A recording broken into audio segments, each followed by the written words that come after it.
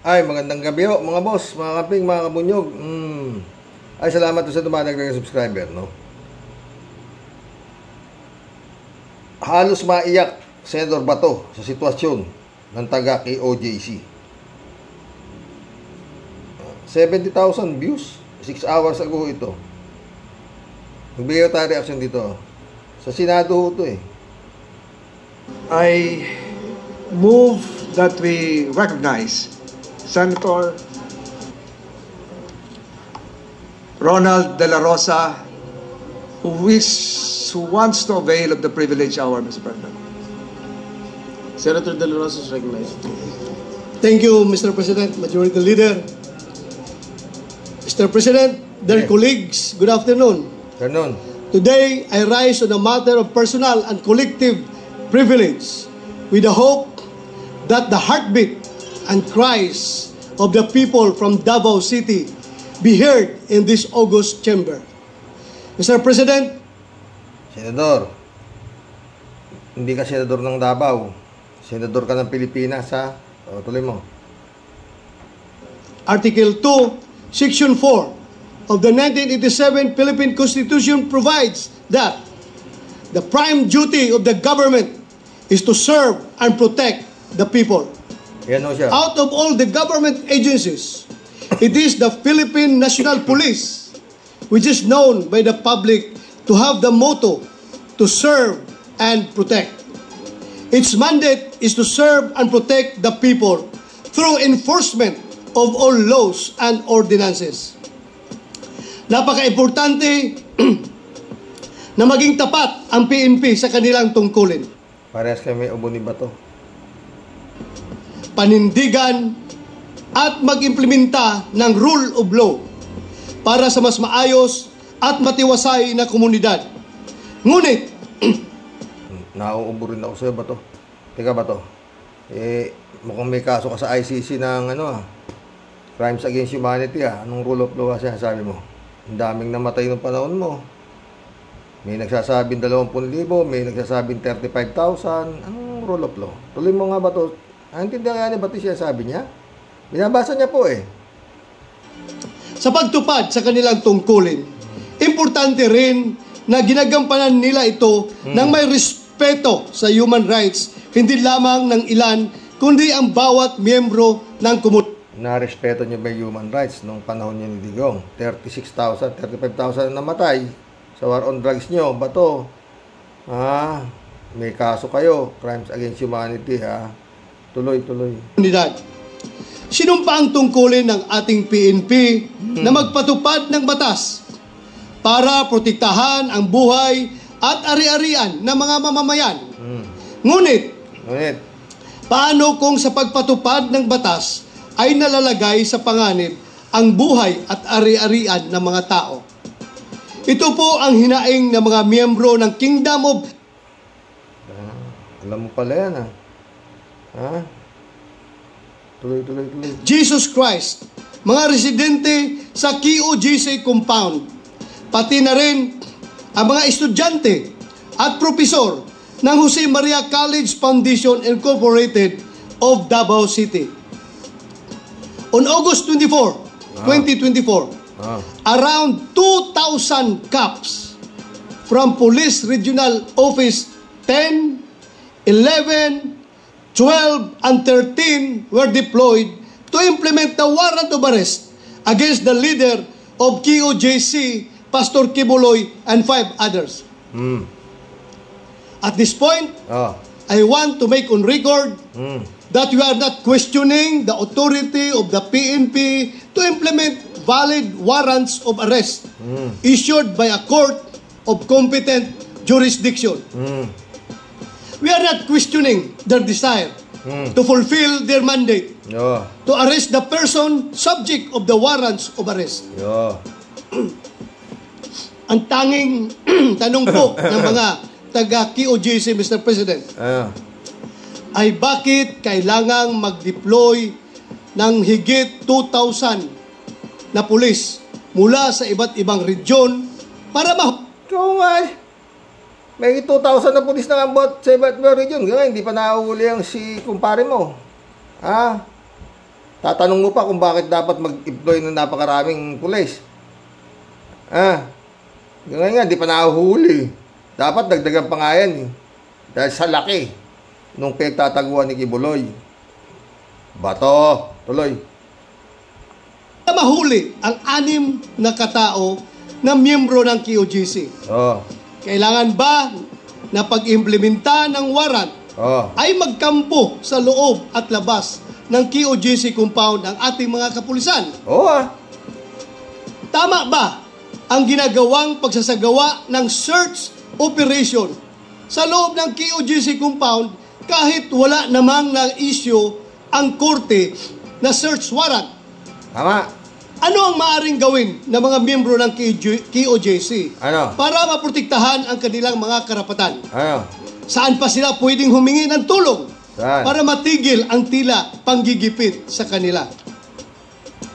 Excessive force. Bato, hindi sila ginigipit. Sumaharang sila Dapat nga, pag-arestuhin yan Lahat yan dapat pagkukuluhin yan Dahil obstruction of justice yan, Bato tuloy mo. Now, the alleged excessive number of deployed police officers as a former chief of the Philippine National Police. Yun. I have not encountered an operation to implement a warrant of arrest wherein we deployed forces close to 2,000 people. Ganun pala naman ba to? Bakit hindi mo ikaw ang pumunta ron at hulihin mo si Kibuloy? Bakit di mo gawin at nang wala nang kukagulo-gulo? Pumunta ka ron, ka ng megaphone. Pastor! Lumabas ka na. Alang-alang sa iyong mga miyembro. Di ba? Tsaka Kibuloy. Bato? Binuhusan pa nga ng ihi yung mga kapulisan. Talagang hirap na yung mga pulis. Hindi ka ba naaawa doon sa mga pulis, Bato? Dati ka ba chief of police nila? Ikaw ang commander. Ngayon, tignan mo nga inaabot nila. Dahil lang diyan kay Kibuloy na ayaw sumuko. Tuloy mo. To compare, the PNP also implemented a warrant of arrest against Zulkifli here, also known as Marwan.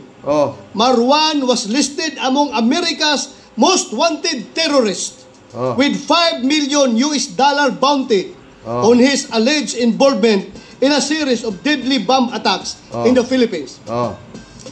In the enforcement of the warrant against Marwan, the PNP only deployed 44 members of Special Action Force and more than 200 police officers as backup. Allow me to do the math. Less than 300 police officers to enforce a warrant against Marwan, who was then protected by more than 1,000 heavily armed Bangsamoro Islamic Federal Fighters and private armed groups around the so-called SPMS box, which includes Mama Sapano, versus 2,000 to arrest Pastor Kibuloy. Di ibig mo sabihin, Bato, mas mabigat magtago si Kibuloy. Kaysa kay Marwan, ganon. Yun ang lumalabas dyan, Bato. Mas matindi yung kosa mo kaysa kay Marwan. Dahil si Marwan, yun nga, naaresto, konti lang ang ginamit. Yung boss mo, ang dami-dami na Bakit? Ilan lang naman. Tsaka noon, si Marwan, terorista. Ito naman si Kibulog, nagtatago bilang banal na rapist. Yan ang mga kaso. Diba? May mga kaso may mga na ito pare. Magkaiba si Marwan sa si Kibulog. Si Marwan nagtatago, talagang hindi susuko ng buhay yun. Ito si Kibulog talagang hindi rin susuko ng buhay yan. Pero iba si Marwan. Si Marwan ay ordinaryong tao lamang. Bato? Pero itong si Kibuloy ay owner of the earth. At hawak niya ang mga kaluluwa. At meron siyang mansyon sa langit. Baka nga nasa langit niya ba ito? Hindi kaya. Tuloy mo.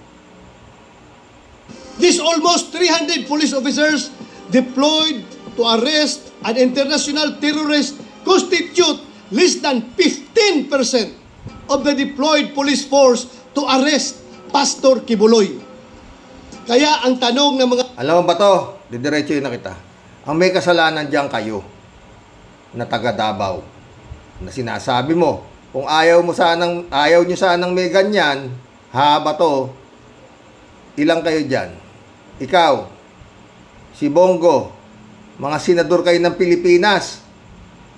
Di ba kayo nahihiya? Nandyan yang nagkakagulo na dyan sa Davao, wala kayong magawa. Yung presidente, na pinakamatalinong presidente, andyan din. Yung anak, andyan din. Vice President sa ngayon. Congressman, andyan din. Si Pulong. Di ba? Yung mayor nyo dyan. Ba't ayaw nyo makipag-cooperate kasi para ma-implement yung warrant of arrest? Hindi sana nagkakagulo dyan ba to? Kung kayo hindi ninyo kayo kadling criminal lang ilalabasan nyo dyan Dapat kayo magpasuko dyan di ba? Bilang mga halal ng taong bayan sa buong Pilipinas. At nang matapos na yan, mga miyembro ng KOJC, mas mapanganib ba si Pastor Kibuloy kaysa isang most wanted terrorist? Bato, mas mapanganib yung mga nakapaikot dyan dahil kaya buhay sila dyan. Ayaw nila. Ay, naku, bato ka. Hindi alam pa yan doon sabi nito. Si Marwan, walang humarang na ganyang karami doon sa mga kapulisan. May ganyan ba nung panahon ni Marwan? Tsaka si Marwan, binomba yata ng binomba na yun talaga. Diyan, paano pagbabarilin niya mga miyembro ng KOJC dyan? Di akasuhan ka naman ng human rights dahil sila ay mga banal. Nagtatago nga sila sa pagiging banal Ikaw ba to? Naniniwala ka ba sa pinagsasabi niya si Kibuloy? Na hawak niya kaluluwa mo? Na siya ang owner of the universe? Na siya... naku kayo mga... Wala itong mga to talaga. Mapanganib ba ang Davao City compared doon sa Mama Sapano na napakaraming umiikot na mga armadong tao? Mr. President, wala na po. May nakita na nga doon sa loob ng mga pasabog yung mga kapulisan Alam mo ba to? Simple lang to. Pumunta na kayo doon. Total magkakaibigan naman kayo. Senador ka naman, tsaka si Bongo.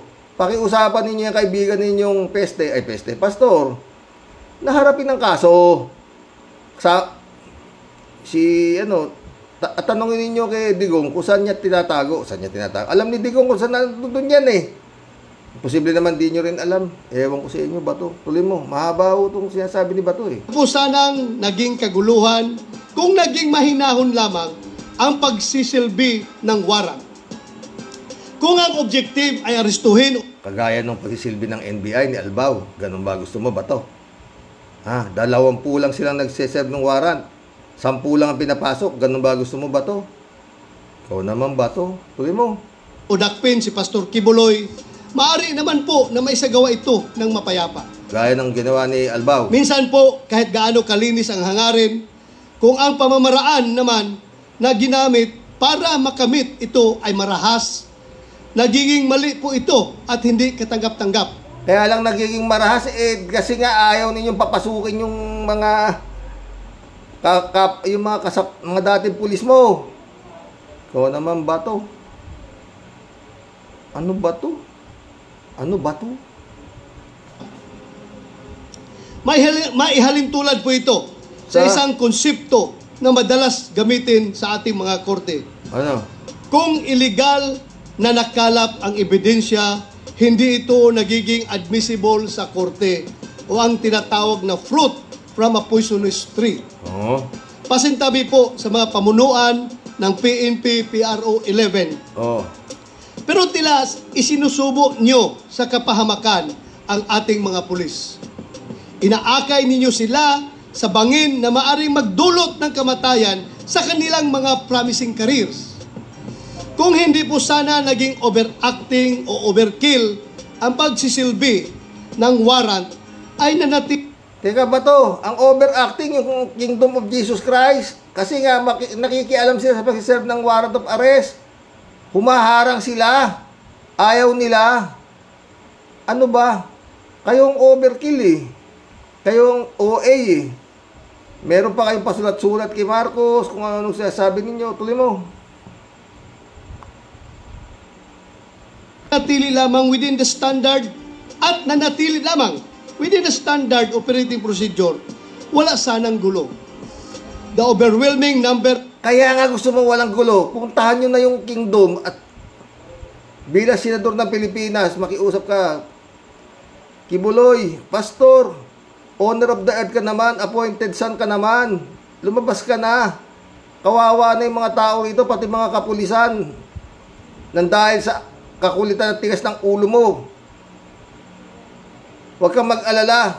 Puproteksyonan ka namin sa Senado. Oh, akong bahala sa'yo. Tatabihan kita. Oh, di sana. Pero ako pa ulit-ulit mga boss. Isang salita lang ni Digong na sumuko ka. Lalabas yan. Kung nakakabuhay pa yan. Oh, tuloy. Number of police camping in front of the gates of KOJC with the simple goal of serving a warrant will naturally create fear and tension. Simple goal pala eh. Di tumulong ka. Bilang dating PNP chief at bilang senador ngayon, ayaw mo tumulong eh. Siguro kung nandun ka, hindi ganun kagulo yung mga miyembro ng KOJC dahil irerespeto ka, dahil ikaw ay kaibigan nila. Hindi nag-iisip to. Kayong dalawa ni Bongo. It has created an atmosphere of terror. The same feeling of insecurity that our law enforcement agencies vowed to wage war against. PNP camping. Simula noong madaling araw ng August 24, 2024 hanggang sa oras na ito, nanatili ang pagkakampo ng mga pulis sa loob at labas ng KOJC compound. Gaano karami po bang bilang ng mga pulis ang kailangang i-deploy para arestuhin ang isang tao? Kinakailangan ba na magkampo pa ang mga pulis ng ilang araw gamit ang resources na pamahalaan para lamang... Alam mo pala yung bato, ba't di ka umaksyon? Tulungan mo yung mga kapulisan mo, hindi ka ba naaawa sa kanila? Binubuhusan na sila ng ihi niya mga taga-KOJC? Pinagmumura sila, general pa. Inaabot mo ba yan bato noong panahon mo? Ngayon lang nangyari yan, sa totoo lang bato, hindi ka ba naiiya? Only in the Philippines yan, kitang-kita sa buong mundo. Ha? Nalibo-libo na yung pulis na umaaresto, hindi pa makita yung boss mo. Samantalang pwede naman kayong gumalaw dyan, LGU, yung mayor nyo dyan, yung congressman nyo dyan, yung vice president nyo dyan, yung dating presidente dyan. Nakaargabyado yung si Kibulog eh. Dapat meron siya... abogado, ikaw PMAer, abogado rin yung mag-ama. O, alam niyo dapat ang batas. Di ba? Ewan ko sa'yo ba to? Sa isang simpleng operasyon na pagsisilbi ng warrant. Simple nga eh. Kaso nga, kaya nga hindi nagiging simple. Makulit yung mga miyembro ni Kibulog. Oh, makulit sila. Gasino ba namang... Simple talaga yan. Punta ka ron, sabihin mo ba to? Pastor, kagalang-galang, His Holiness, lumabas ka na riyan. Maawa ka na rito sa mga kapulisan ko at dito sa mga miyembro mo. Nang dahil sa katigasan ng ulo mo, may warrant of arrest ka nga, marami ka namang abogado. Kausapin mo na matino kasi ba to ha? Simple lang pala eh, sa'yo eh. Ang pagtitirik ng kampo ng ating kapulisan sa tarangkahan ng KOJC ay hindi lamang nakapagdudulot ng matinding abala sa kasapian ng KOJC, kundi maging sa mga komunidad na nakapalibot dito. Baka sabihin ng iba, ang babaw naman kung ang inireklamo lamang ay ang abalang dulot ng operasyon. But no, Mr. President. There is more to this than just inconvenience. Higit sa abala na dulot ng kaguluhan na ito, ang mas nakaalarma ay kung nagawa ng kapulisan natin na magkumpulan sa isang lugar ng ilang araw. Paano na lamang po ang Tumulong ka ba to bilang dating, baka boboto na kita, sa totoo lang, magbabago isip ko pag napasuko mo si Kibuloy. Dahil ikaw ay dating PNP chief. Makipagtulungan ka rin sa kay Torres, makipagtulungan ka sa kanya. Ano ka ba? Nakikigulo ka pa eh. Pinoproteksyonan mo pa sa sabi nito, pinoproteksyonan niya si Kibuloy, di ba? Ang sinisisi niya, pulis. Ang sisihin mo, yung miyembro niya. Ito, kulit. Ang kanila mga sariling mga area of jurisdiction. Sino na po ang naiwan doon para makapagbigay ng serbisyo publiko? Alam mo ba to? Ganong hirap ng mga pulis dyan sa Kikibuloy na yan? Tsaka dyan sa KOJC na yan? Dyan sa Kingdom na yan? Yung mga pamilya ng mga pulis, hindi na nila nauuwian dahil nakadestino sila dyan. At kung gaano nakalaking hirap ng gobyerno sa kinakain ng mga pulis na yan, gastos lahat. Alam mo naman yung bato eh. Di ba? Buti ng panahon ninyo, may reward pa, makapatay pa tayo, may reward. Patay lang kayo ng patay lang ng patay yung mga pulis. Di ba? Ngayon, iba eh. Ayaw manakit ng pulis eh. Sila ang sinasaktan, di ba, bato? Nubusan sila ng ihi, mababahong likido. Natutuwa ka ba sa nakikita mong yung bato? Ha? Inubo na naman. Sa mga mamamayan na nangangailangan ng kanilang tulong. Tila napaka-espesyal naman po ni Pastor Kibuloy para pagtutuunan siya. Hindi siya espesyal. Isa siyang bulataw na pastor. Ikaw ba to? Naniniwala ka sa pinagsasabi niyan? Buwang yan eh. Di ba? Sabihin mong ikaw ang appointed son of God, edi baliw ka. Kaya hindi yan espesyal. Kaya nga ito buong mundo talaga kayaya na tayo ba to? Isang baliw, hindi nyo mauli-uli, pinoproteksyonan. Sino Diyos ko. Ay, may rally doon sa Liwasan Bonifacio. Oo. At yun nga, Marcos resign. Talagang itong mga friend, go for broke na to eh. Totoo lang. Masyado na nasasaktan na sila sa mga nahuhukay. Mamaya ka na nga ba to? Dito ako ako sa malapit. Yung mga nahuhukay na mga kaso, no?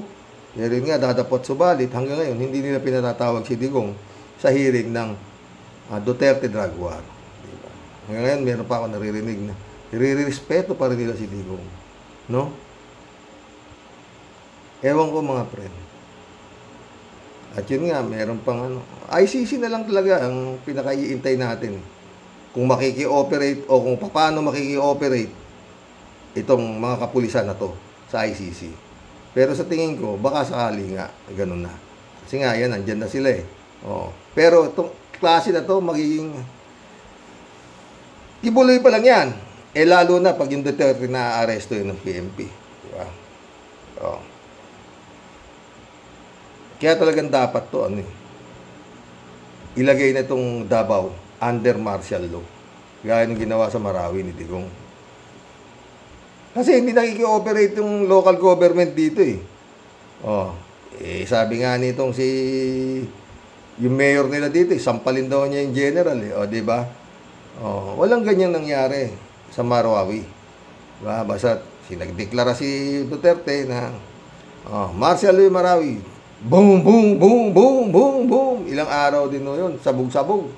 Marami rin nung nangamatay doon. Diba? Hindi ko na yan. Mahaba ko ito eh. 58 minutes. Almost 1 hour to eh. Kasi, after to si Bato, magsasalita naman yung si Bongo. Ano ba sasabihin ni Bongo? Sinusuportahan ko ang sinabi ni Bato. Kayong mga pulis, kayo, ganito-ganito. Mahal namin kayo, dinoble namin ang sahod nyo. Ganito. Alam mo naman, pera nila yung pinapasahod nila doon sa pulis. Ewan. Mga friend. Sa totoo lang mga boss yan. Pag hindi ho na ni Bongbong, ito, na-dispatcha ito bago umapit ang Pasko. Yun sa Liwasan Bonifacio, nakita ko doon si Takero. Pumicture si Taki. At nakikihalo siya doon.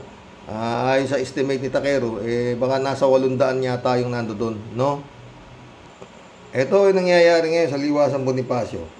Pero tayo ay nananatiling matatag dahil sa turo ng ating mahal na pastor. At itong pagdiriwang natin ito, hindi lamang ito para sa KOJC, bagkus sa lahat ng Pilipino na gustong makiisa sa ating peace rally sa araw na ito.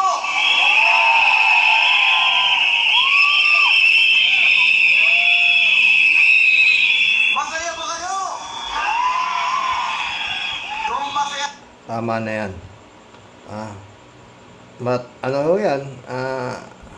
Marcos Rizal na sinisigaw nila dyan, no? Alam nyo, itong mga to, hindi alam ang inaano eh. Siyempre, babayaran kayo para pumunta kayo dyan. Ang problema dyan, hindi nila alam kung ano magiging sana mali ako, no? Gagawin ho lahat nito mga to. Go for broke na nga eh. Wala namang ano eh. May halaga ba buhay ng tao sa mga ganitong uri na politiko? Ha? Baka mamaya, alam mo, naalala niyo yung Plaza Miranda bombing? Diba, dami namatay doon. Binauto ng granada yun eh. Sana walang mangyaring ganyan. At syempre, sino pagbibintangan? Diba? Diba? Mga ganun. Dasal na lang. Magkulam na po tayo mga boss. Shout out Anita Japon. Cherokee, to your loving wife, mas maganda pa po kayo sa aming lahat na viewers mo po. Happy weekend sa ating lahat. God bless po tayong lahat. Palagi po. God bless. Anita. Marilo Pabianak, shout out. Tila po tayo itong week na ito, daming hugot. Espada, ang daming hugot espada sa galit ng dahil kay Pacquiao. Totoo yan na. Alolalia, shout out. Dapat nang mahuli si Kibuloy kung buhay pa. Pero mahuli man yan, huwag nang bitiwan ng gobyerno ang Kingdom habang inaantay ang warrant ng ICC. Tama ka, Sir Rox. Madami pa silang matutuklasang sekreto sa Kingdom. Good day, Sir Rox, at sa mga ka-warriors. God bless. God bless, Alolalia. Marami talaga yan. Oo. Si Turon sa bunganga niya na. Baka raw may mahukay na ginto mga kung ano siya sabi, baka may hindi malayo yan magandang taguan kasi ng kayamanan. Yang kanyang kabanal-banalan. Si Anita ulit hanga ako sa girl na ito. Malakas ang loob magsalita para kay Kibuloy. Tama yan. Para sa akin, ng matauhan sa katotohanan, yan si Kibulok. Marilo Pabian ulit Good evening po tayo sa mga ka-warriors. Hinay po, mga lola, at may edad na. Mahirap baka ang puso nyo po. Kaya lang po, old na kayo. Panatiko pa din. Dapat po, hindi na politiko, kundi sa ating bansa. God bless us po tayo sa mga ka-warriors. Totoo yan. Kala ko naman kung ano itong matanda nito Mukhang meron ding laman sa tiling. Cassandra Daisy, shout out. Sumagot si Cassandra Ito. Hi sis, tama ka. Baka nga si Duterte pa binoto niyan noong 2019. At magnanakaw pa rin ang binoboto noong 2022. Patay tayo dyan, Cassandra ka. Cassandra ulit Nako, Mr. Rox, please don't say the words pusit anymore. Magagalit si Sarah Pusit. Patay tayo dyan. Sumagot si Marilo kay Cassandra. Hello sis. Yun nga marami pa din ganyan ang mentality sa mga kababayan natin. Happy weekend to you. God bless you and your family. Baliw. Kala ko mukhang may ikot din ang mata yung matanda kahapon. Pero tama yung galit niya kay Kibulog, di ba mga boss? Marilo Pabiano nito. Malakas po kasi makakagutom kapag di gumagana utak. Kaya yung bibig na lang ang nagtatrabaho, kagaya ng number 1 senador natin ang lakas lumamon ni Masarap siguro yung palaman sa ano. Di sabi, masarap daw ang pagkain yan sa mga kongreso na yan, sa Senado. Libre, di ba? Anita ulit, oh. Manang, banatan mo ng totoo. Manang, banatan mo ng todo. Yan si Kibulok. Naglaing ka, Manang. Mga kapwa Ilocano ko tuloy. Mga kapwa Ilocano ko, tuloy nyo ang pagiging Ilocano natin. Pinahanga mo ako, Manang ko. Ilocano ka pala, Anita. Anita ulit. Thank you po, Sir Roque, sa magandang vlog mo po ngayong gabing ito. Nagkaroon ng katapat na si Kibulok. Sana mas dumami pa sila na labanan si Kibulok. Nag-enjoy po si Anita Yapon po. Hapon po yan. Hapon ba?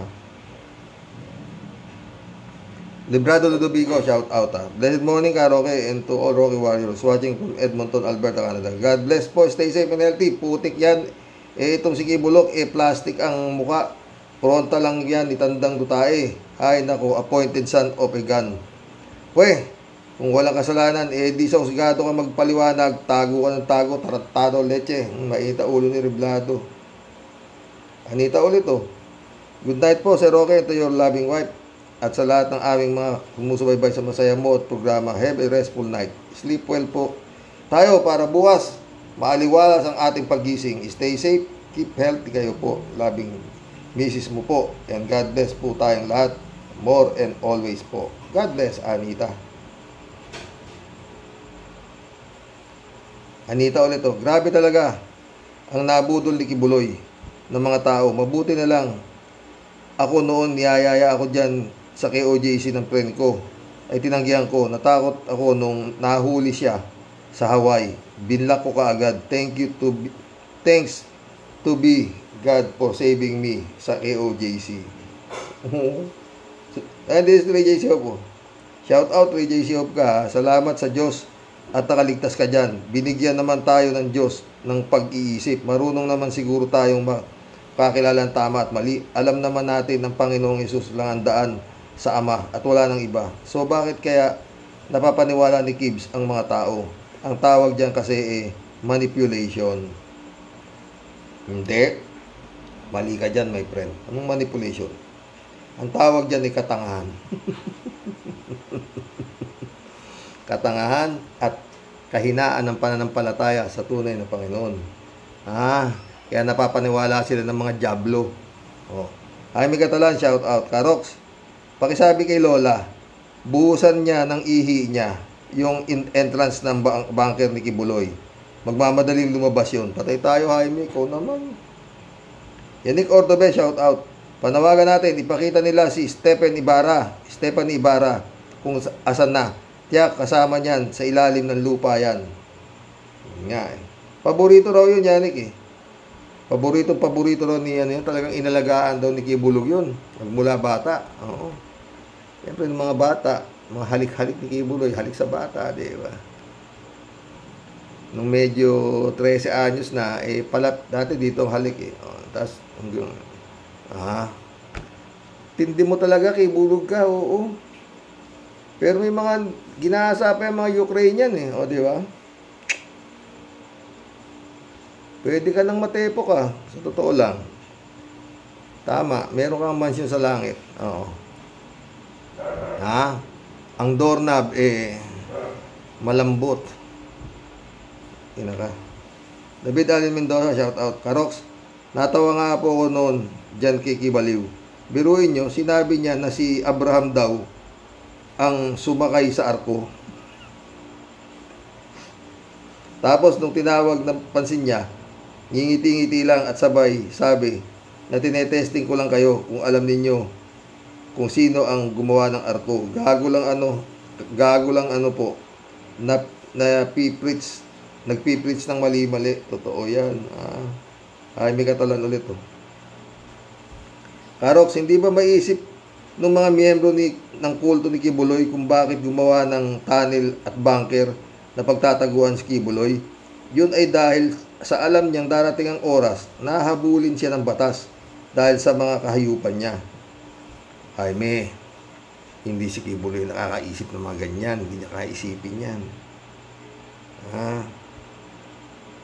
merong mas mataas sa kanya. Hindi ka ha. Shout out Jun Lagon, my friend. Pastor po yan. Jeff Ramos nak, shout out ha. Federico Mandak, shout out. Kibuloy, pag sumuko ka, bayani ka pa. Matutulungan mo ang gobyerno para matigil ng gastos dyan sa paghahanap sa'yo. Isipin mo yung kinakain ng mga pulis na yan, 2,000 pulis yung una. At nagdagdaga pa mula sa military, gasolina pa, aba. 8 araw na sila dyan, milyon na ang nauubos. Kaya pag sumuko ka, bayani ka, di ba?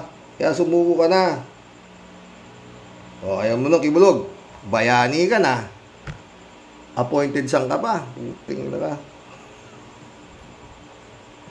Buisit kang Kibulog ka talaga, sa totoo lang. Sila ba to? Hindi nahihiya itong mga to, no? No? Puta. Ay, may Katalan, shout out. Karox, sumagot na si Sara sa panawagan ng mga KOJC. Masyadong madamdamin ang mga sinabi ni Sara. Bumubutong hininga pa si Sara, sabay sabing, no comment. Okay, so naman to si Jaime, yung Jack Roman Santa, shout out. Ang problema, kayong mga supporter ni BBM ay may pananagutin din dahil suporta kayo kay Sara na protector ni Kibuloy. Laging sa uli ang pagsisisi. Totoo yun, Jack. Jack ulit, oh. Okay na sana, political pa rin talaga. Kung hindi supporter ni BBM, believe na sana ako sa iyo. Ayan, patay tayo dyan. Ikaw naman tanda ka kasi, biglang sinabi mong handa ka mamatay para kay Marcos eh. Kung di ka rin, malaki rin ang tama mo sa utak kahit. Buwang din pala, putik yan. Jack Roman Santa ulit oh. Never ako naging BBM supporter dahil 70s pa lang ay nasa kalsada na ako, anti-Marcos ang now I'm already 68 years old. Oy, mas matanda ka pala sa akin, Jack. Nang 1 taon lang, ha. Soylo Flores, shout out ha. Joe Flores, my friend. So, anong punto mo? Sinabi mo yan. Mema lang. Elvira David, oh. Mema lang yan. Oh. Jack ulit, oh. Davao City LGU officials are all stupid, morons, and idiots. It runs in the blood. Totoo yan, mga init ang ulo ni Jack. Manuelito Villa Tuya. Welcome to the club, Manuelito. Tama po kayo, anak ng Diablo, si Kibulok. Madaming nauto. Totoo. Elizabeth Iscareo, shout out ha. Good evening nga, Sir Rox, lalabas ang katotohanan. Nakulto talaga, yung KOJC na yan. Talaga namang, hindi basta kulto yan. Akila-kilabot na kulto yan. Kulto ng mga siraulo. Dapat matauhan na ang lahat ng sambayan ng Pinoy para magtulong-tulong tayo para paglabanan ang kasamaan ng kibaliw na yan at para matapos na yung maligayang araw nila. Kampo yan ng mga satanas na bumaba sa bansa natin. Sang-ayon ako sa iyo dyan, Elizabeth. Elmer Saya, shout out. Pastor Kibuloy, ang puganting rapist ng Kojik. Anong Kojik? Richard Ramos, welcome to the club. Elmer Sayas, ha? Richard Ramos, oh. May sapak si Pastor Manyakis. Si Bato Bongbong naging PNP chief. Oh. Jack ulit, oh. Yaman ni Duterte yan. Simula ng mayor pa si Duterte at kasama ang pamilya niya na launder ang pera nila na ginamit si Kibuloy. Kaya nga si Duterte ginawang administration ng properties ni Kibuloy. Kuno. Nayaman talaga ng mga Duterte. Real talk lang. Totoo yan, Jack. Galing mo. Yan sinasabi ko eh. Si Kibulog, sabi na nga. Pero hindi ba, hindi ko pa naririnig yan kay Las Cañas. Ako dating laam ko na eh. Kasi bakit? Laki-laking paano mo mapapatayo yun? Ha? Wala, kalukuhan yun. Yan nga dapat itanong ni Bagcaster eh. Kay Arlene Stone kung naniniwala si Arlene na pera ni Kibulog lahat ang pinagpatayo niya mga aeroplano, helicopter, at kung ano-ano pa yan. Minsan nga, i-content ko si Bad. At sabihin ko, Pakitanong mo nga dyan kay Arlene Stone kung naniniwala siya na pera ni Kibulog lahat yan. Chupista Bunao, shout out. Good evening kuya at sa mga ka-warriors. At sa mahal mo pong pamilya. Nanay, baka ma-blood ka. Tama lahat ang sinasabi nyo. Buhay ka pa. Buhay ka pa ba, Kibaliw? Ang mga taga-sunod, Kibulok, sana matauhan na sa sinabi ni nanay. O, diba? Estrelita Heroes, shout out my friend. Good evening po, Sir Roque. Have a wonderful weekend. O, good evening, Estrelita. Chupista Bunao. Ano ba yan, Kimo? Di ba kahit sa school tinuturo na huwag kakain sa oras ng klase?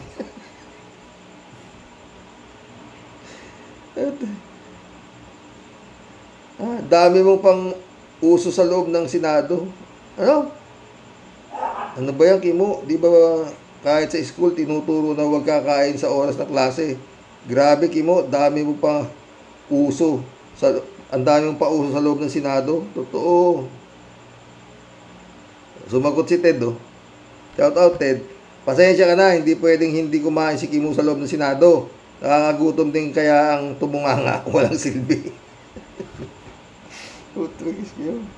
Ay, mga warriors, ah. Ay, may katalan ulit, oh. Karox, nabalitaan mo na ba yung crystal ball daw ni Reyna Roque? Dalawa pala ang crystal balls niya. Nakasabit sa pagitan ng hita ni A.R. Serna. Mahaderang bakla. Sa pato. Kalat ni Baya, shout out, ah. Basta kabayo, mabilis tumakbo. Dahil tayo dyan. Shout out, binibining Akira Milus. Wishing you blessed Saturday. Ingat ka palagi, ha. Shout out, Akira. Sana okay ka lang, ha. Kalat ni ulit. Bato.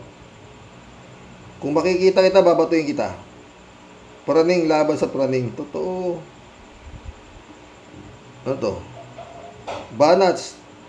Ngasab. Nguya. Lunok. Ngasab. Nguya. Lunok. Banat lang. Paring Robin. Banat lang. Patay tayo dyan. Lakas lumamon, ano? Alberto Olaer, shout out, ah.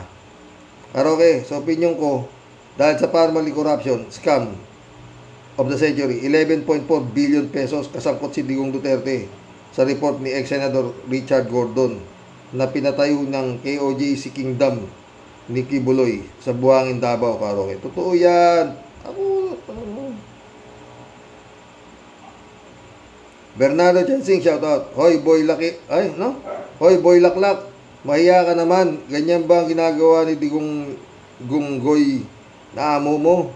Sabay burong bulok na mga pagmumuka ng amo. Digong Gunggoy mo. Akala mo may itsura kung umasta.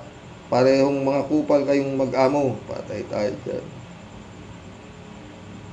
Shemenet. Parang Shemenet yan. Hindi, ano pala, islang lang talaga si Sarah. She might not, hindi pala Shemenet yun. Dapat, she might not like the way I answer, but I am answering. Kaya lang, islang nga, Shemenet like. Diba? Alam si Sarah eh, mas magaling mag-inchik yan kaysa mag-English eh. Diba? Yan ang buhay yan. Shirley J. Sir, shout out. Tawa-tawa. Ayan tuloy nasikmuraan ka na ni nanay. Kaya lumitaw ka na, Kibulok. Aatakihin pa sa'yo ang puso si nanay. Totoo naman sinasabi ni nanay. Diablo naman talaga yan si Kibs. Grabe, galit na galit si nanay. Totoo nga eh, di ba? Yung pala, bandang huli, mukhang may sayad din eh. Handa raw siya mamatay kay Marcos. Gago. Ay, tanda talaga. Ay. S. Makise, shout out. Good morning po, Sir Rox. Dapat naman talaga ay sumuko na si Kibuloy. Marami nang naapektuhan sa kanyang ginagawa. Sumuko ka na. Ano to? Kalat niyo. Walwal, ano ba yan? Puro walwal. At kahol ang dalawang chipay na to. Hoy, mga hunghang. Umuwi na kayo sa bahay nyo at maglaba.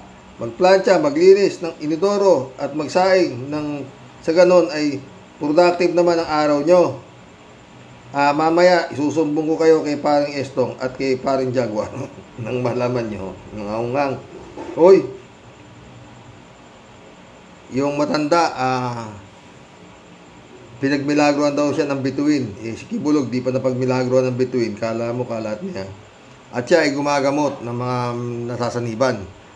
Di kaya kalat ni kamag-anak ni Jaguar to sa ni Estong. Kalat ni Bayo, good morning Kasani, wag mo silang tantanan Kasani, bakbakan mo silang bakbakan. Hala, tira. God bless your family. God bless kalat ni user. Mabuhay, BBBM, sabi ni user. Marcos pala ito si user. Fred Sherby sa Peda, shout out. Christian Sen, July 7 Alcantara, shout out sa inyo mga Fred, mga boss. Fred Amy Bingson, Dolor Garcia, shout out.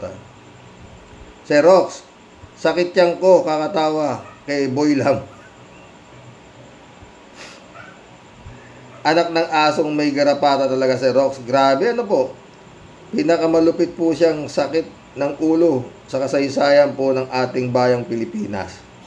Ito po ba ang iniupo at number 1 senador pa talaga si Rox? Yan na, wala namang iba. Ikaw naman. Hindi po kaya bumaligtad sikmura kung sino man pong mga dayokdok at malulupit po ang sayad sa utak na bumoto po.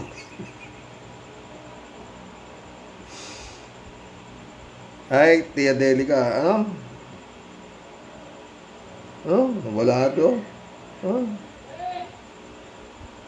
Bumoto po rito sa pinakaungas po nato. Ay, nako po. Mahabaging langit, susmiyo por Diyos, por Santo naman po talaga si Rox. Wala po bang balak magtago na rin yan si Boy Lamon? Dali, nagpapakabusog na nga eh. Sasama sa dahig yan. Ito naman eh. Hinding-hindi na po siya talaga para hahanapin pa. Magtatago na lang po siya forever. Sana nga po, magtago na lang din po siya. Ano po? Yun nga, kung pwede po. Anong tago? Sarap sa Senado, masarap kumain. Ikaw talaga. Siguro sa ilalim na lang po ng lupa para tuluyan na po siyang hindi mahanap.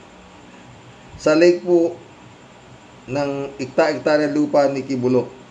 Palagay ko po, dami niya pong pagpipilian na pagtataguan. Hay, buisit, nayawa talaga. Yan si Boy Lamon. Hoy, dumayas-layas ka nga dyan. At baka di ako makapagpigil, mahambalos kita ng sanguso ng buisit kang yawa ka. Sana doon po sa mga nananawagan, isama nyo na rin po itong buwisit nito sa pag-resign. Puro konsumisyon lang at sakit ng ulo ang dala-dala po nitong kurimaw na ito. Lumayas ka nga dyan, parang awa mo na. Sumama ka na sana. Sanang magtago sa o maglaho o matunaw kasama ng iyong mga Panginoon na puro kayo pahirap at puro mga walang silbi sa bayan, mga leche, kinam, mga buwisit. Init naman ulo ng Tia Deli. Ay, naku. Ted, shout out Ted Ay na, shout out ko. Karoke, tungkol sa usaping ICC sa Pilipinas. May paliwanag tayong naririnig mula kay DOJ at sa ibang may kaalaman tungkol sa galaw ng ICC sa ating bansa. Pero para sa akin, mas naniniwala ako sa paliwanag ni Atty. Maria Cristina Conti. Oo. Sa panayam ni Kabayan Noli Di Casa sa kanya sa teleradyo noong August 30 nitong taon sa YouTube. Oo, napanood ko rin yon. Malinaw naman eh. Oo, yung paliwanag ni Atty. Conti. Kaya ako medyo tamang duda pa rin ako rito sa mga to eh. Oo, kung ano pa rin pagsasabi. Anyway, baka nililigaw na lang nila yan. Once nandyan na yung ICC, lalaklakin na lang yan. Bima, shout out. Sorry to say this, Karoke. Hindi nila mahuhuli si Pacquiao. Matagal nang sinasabi ni Digongyo na alam niya kung saan nagtatago si Pacquiao. Alin sa dalawa? Kung hindi patay na si Pacquiao o hawak siya ni Digongyo at personally na siya ang nagtatago. Ito ang natitirang alas ni Digong nyo, pati ang mga anak niya. Marami pa silang madidiscover dyan. Totoo. Kaya dapat yan, ilabas na nila yan. Gumawa na sila ng istorya na nagbaril yan. Pwede yun, di ba? Dahil ilabas na nila. Dahil kung yan, madadampot ng buhay yan, maraming ikakanta yan, si Pacquiao. Oo. Ted ulit, sa galit ni Lola kay Kibuloy, na sinasabayan pa niya ito ng mga bersikulo sa Biblia, piyadong lumalagablab na ang katawan ni Kibuloy sa matinding init. Makikilala pa kaya si Kibuloy ng PNP pag natagpuan? Malamang mapagkamalang lechon ito. Si Lola kasi kung makaputak, lumalabas sa bibig niya ang krus, ostya at bendita. Sunog tuloy si Kibuloy. Patay tayo dyan. Dised, shout out, Dised. Xerox, tama ka. Laking gasos dyan sa paghanap kay Kibuloy na yan. Laking pahirap talaga sa bayan. Totoo. Sinaida Kamba, shout out. 125 million in 11 days during holiday. O, diba? Sumagot si 3JC Hope ulit, Parang 11 million a day ang gastos ni Sara. Sa bagay, palagi ko naman, hindi naman niya talagang ginastos yan. Dideposit sa bangko. Kung anong bangko, sa ibang bansa malamang. Baka doon sa Kingdom. Baka may sariling bangko yung Kingdom di ba? Rolando Gutay, shout out. Ang mga pulis na yan ay para kay Digong nyo, para sa pagdating ng ICC Interpol ngayong September. Oo, pwede. Maganda niya, sabay deklara ni Bongbong na Davao City is under martial law. Parang yung kagaya sa Marawi. Pero expected ni Digong yan. Kala mo, hindi ganun katanga yan. Tuso yan. Diba? Reynaldo Gonzales, shout out. Xerox, mukhang may ginto sa ilalim ng lupa ng tunnel, kaya todo bantay KOJC. At Kibulok, ayaw lumabas ilalim lupa. Check nyo. Payag niya to ni Turon. Kung sakali daw mahukay na ay di pwedeng kuhanin ng gobyerno. Diba? Si Turon ang nagpapahamak sa totoo lang. 3JC po. Hello, Sir Rox. Bakit ba nanghihingi ng kondisyon itong si Torion na sumuko daw si Gibbs kung gagawa sa sulat si BBM ay hindi naitilan over ni Gibbs sa Amerika? Ang kaso ni Gibbs sa Amerika wala namang kinalaman sa kaso ni Gibbs sa Pinas. At saka kailan pa nagkaroon ng power humingi ng kondisyon si Torion? Ngayon pa na napasok na ang tunnel, natural hindi natitigil ang PNP sa paghanap kay Gibbs. Kahit abutin pa sila ng siyam-siyam dyan. Sa tingin ko, Sir Rox, patagalan na lang sila dito. Okay, sinong mas tatagal? Ang humahabol o ang hinahabol? Ang humahabol may paraan para makapasok sa lungga. Ang hinahabol tatakbo lang ng tatakbo hanggang may matatakbuhan. Gwardyado na ang lahat ng pwedeng lulusutan ni Gibbs. Makakatagal ba si Gibbs sa loob ng tunnel? Pwede rin naman. Ang kaso, yung mga kasama niyang 7 tao, 8 heartbeat ang nakikita nila. Hanggang kailan makakatagal? Saka nakaka-experience na sila yan ng stress, anxiety, nagugulo sa isip, natatakot, kaya malamang sa alamang, susuko na rin ng mga yan kusa. Palabo yan.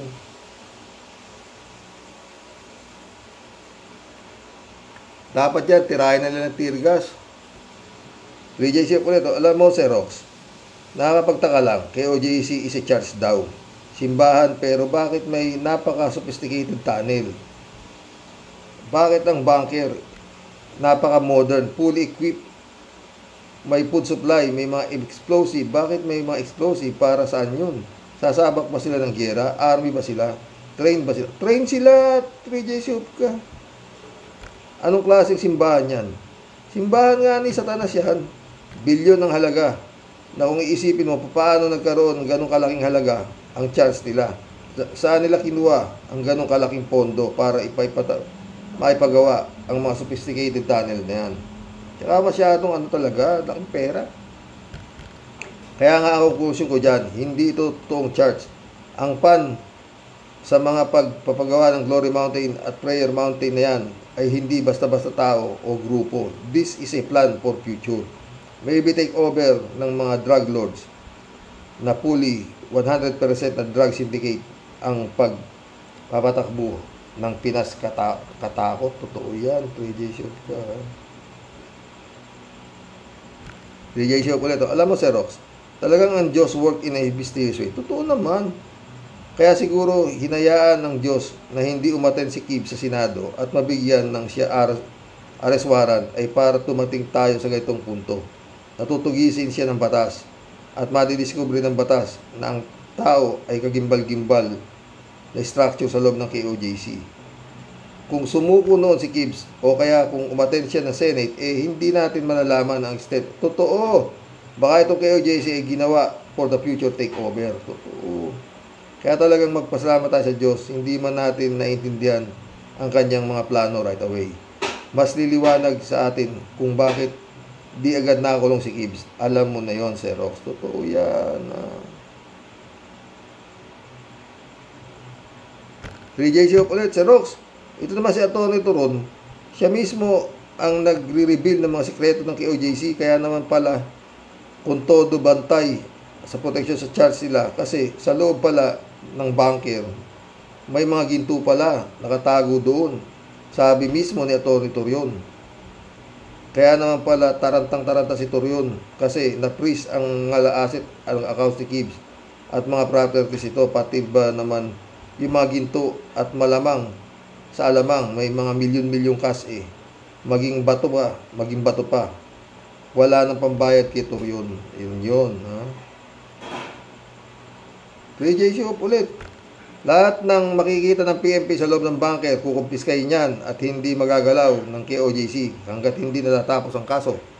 Isa pang obserbasyon ko, Sir Rox, di ba sabi ko naman sa'yo, kaya sa tingin natin, di gumagalaw si BBM sa mga ginagawa ng DDS at sinasabi ng iba na bakit walang kibo si BBM sa mga nangyayari. Kasi nga, merong gumagalaw para kay BBM. Kung baga, hindi hahayaan ni BBM na madumihan ang kanyang kamay niya sa ibang gagawa ng ganti niya.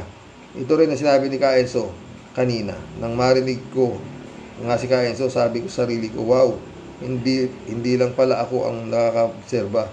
Pareho kami ni Ka Enzo ng wavelength. Ika nga. Di pa, kala mo, ha? Ako, ang hangganan ko dyan, pag nandyan na ang warrant of arrest ng International Criminal Court. Rudy Bulay, shout out. Good day, Manong Roque. Wala nang maniniwala sa mga Duterte at Kibuloy. Pati si Harry Roque, isama na dyan. At si Padilla, ha? Michelle Edwin, my friend, shout out. Ha? Brother Elias Isyo. Mission accomplished, mga boss. Boy Hong Kong, Balong. Ay, nako. Naabot na naman tayo isang oras, mga friend. Hanggang bukas po muli. Ha? Oy, mag-ano nga po kayo. Ano ang basa ninyo kay Bato? Normal ba siya? O hindi? Ayan ang tanongan. Para sa akin, hindi. Kung sinasabing may tama si Sara, birds of the same feather is the same birds. God bless, mga boss. Good night. Dasal.